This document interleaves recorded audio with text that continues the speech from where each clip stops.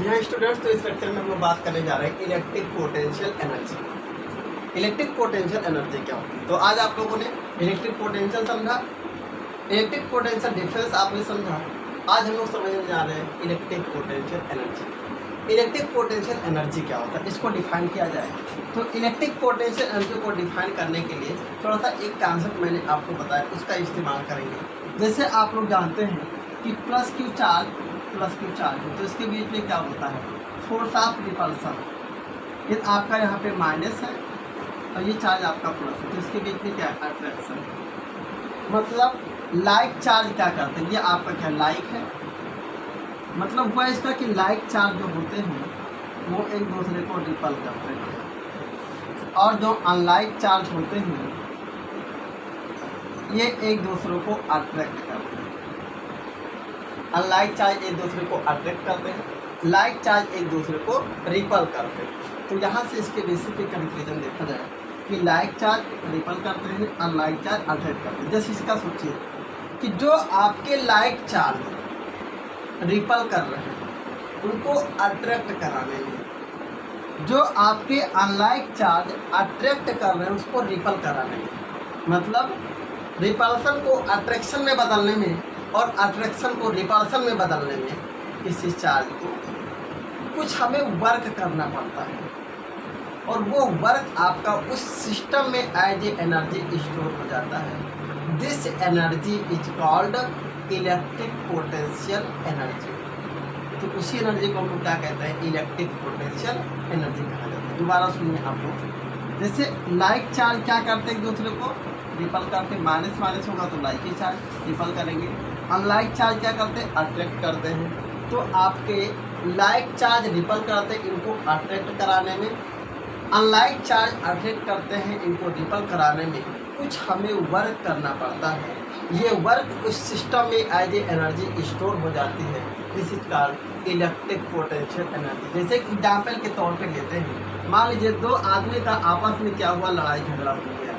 लड़ाई झगड़ा हो गया तो क्या बात होती है, बात में होगी तो कहेंगे तो आपस में बातचीत हो रही थी, कोई लड़ाई झगड़ा नहीं हुआ। लेकिन इसने इसको मार दिया या इसने इसको मार दिया। अब इसने अपनी एनर्जी इसके ऊपर इस्तेमाल किया और इसने अपनी एनर्जी इसके ऊपर इस्तेमाल किया। अब तो क्या बताया जाएगा, ये इस अपने बात को क्या होगा, ये अपनी बात को जा करके रिपोर्ट दर्ज कराएगा।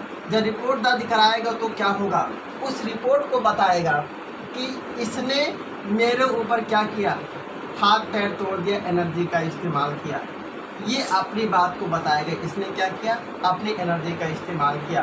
तो जो एनर्जी आपकी स्टोर हुई, जो अपनी बात को स्टोर करके बताया पुलिस के सामने, पुलिस उस पर क्या करेगी, एक्शन करेगी। तो पुलिस उस पर क्या करेगी, एक्शन करेगी।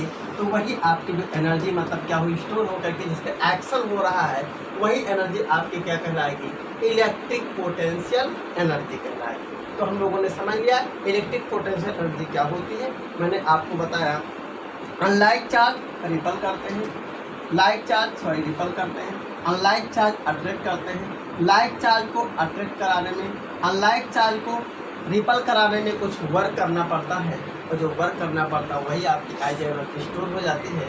This energy is called electric potential energy. तो ये हो गया एक छोटा सा हम लोग एक्सप्रेशन डिराइव करते हैं, उसी इसी साथ में हम लोग स्टार्ट कर लेते हैं उस एक्सप्रेशन को।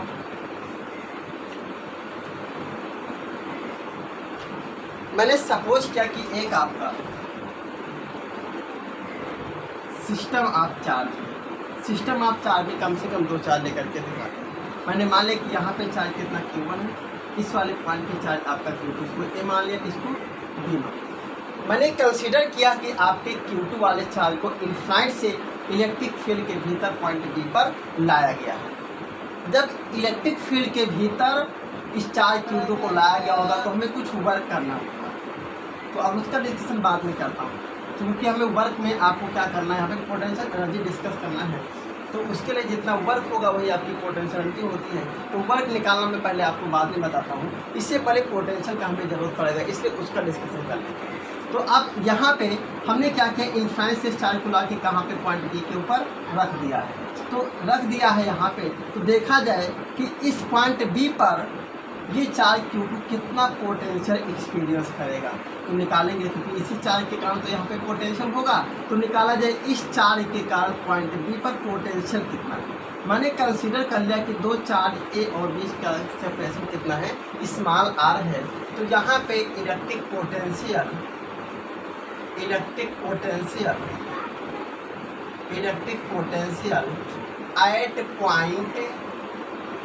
Eight point B due to charge Q1 कितना हो जाएगा आपका, यहाँ पे इक्वल टू आपका पोटेंशियल है तो V से लिखेंगे, V इक्वल टू आपका 1/4πε0 आपका Q1 है तो Q1/R। ये इक्वेशन फर्स्ट हो गया। अब देखा जाए कि पोटेंशियल डिफरेंस आपका electric potential energy point B पे कितना होगी, तो मैंने आपको बताया कि इस चार्ज Q2 को कहाँ से लाया गया, इस चार्ज Q2 को इनफाइनाइट से इलेक्ट्रिक फील्ड के भीतर बी तक लाया गया, तो वर्क कितना हो गया। वर्क निकालने के लिए फॉर्मूला आपको बताया है मैंने, क्या फॉर्मूला होता है, V इक्वल टू W/Q होता है।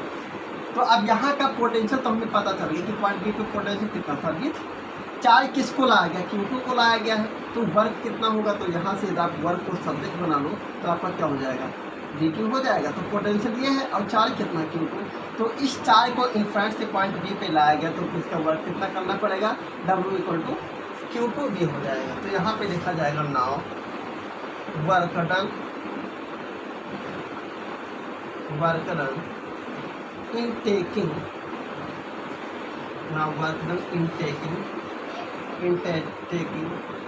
चार्ज Q2 कहाँ से लाया गया इसको, फ्रॉम इन्फिनिटी। इनफाइनाइट से इस चार्ज को लाने में कितना वर्क करना पड़ेगा, आपका वर्क जो हो जाएगा वो आपका हो जाएगा Q2 इंटू V हो जाएगा। इक्वेशन सेकंड यहाँ से पुट कर देते हैं, तो फ्रॉम इक्वेशन फर्स्ट और सेकंड रिलेशन से आपका हो जाएगा यहाँ पे W equal to Q2 into V आपका क्या आया हुआ है 1/4πε0, ये आपका हो जाएगा Q1/R। तो यहाँ पे इसको अरेंज करेंगे तो 1/4πε0 Q1 Q2/R, ये आपका वर्क डन हो गया।